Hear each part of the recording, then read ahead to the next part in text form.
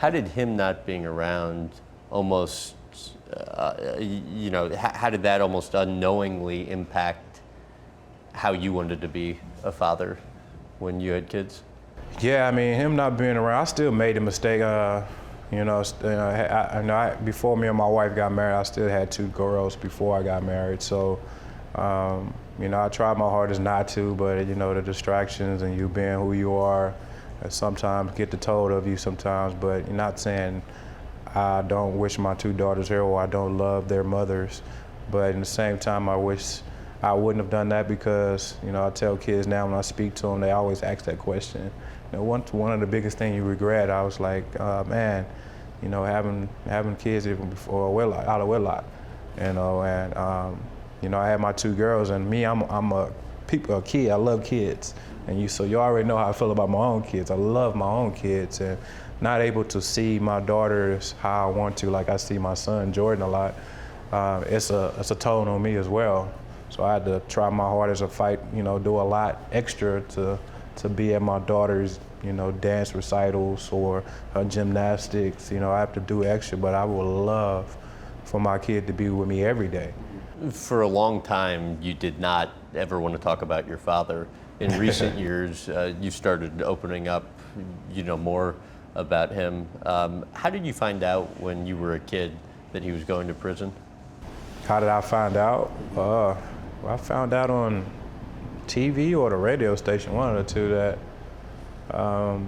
he was stealing from U of H. He was a janitor, so I think he had an account with the U of H to clean up the schools, because that's what his job was going around cleaning up different buildings and stuff like that. How much of your childhood was he incarcerated? Well, the early stages he was there, but he wasn't there. He was beating on my mom, hitting my mom, so he wasn't there most of the time. And then, the only time I remember being with him in my childhood was when I went with him and he put me to work in the building, and he gave me a radio.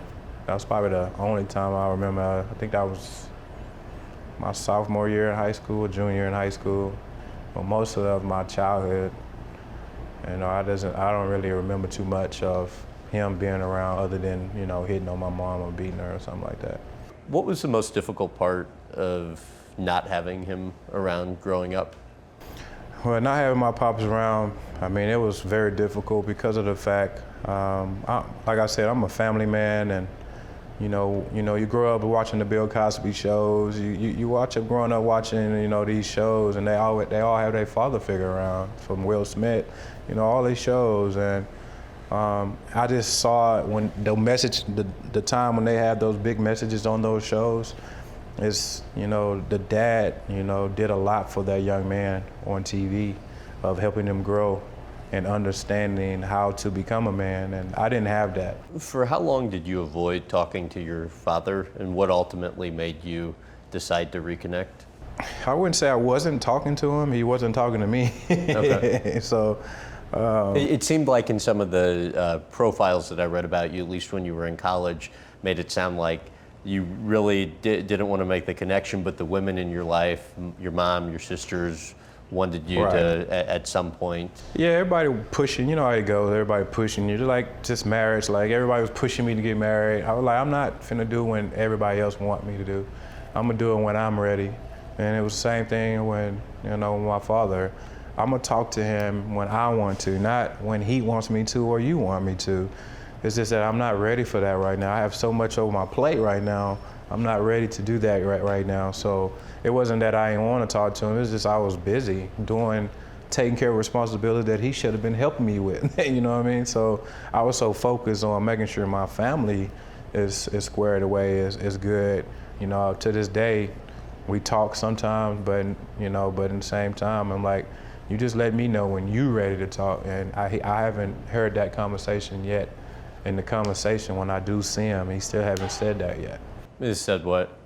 When he's ready to talk to me about why you wasn't here.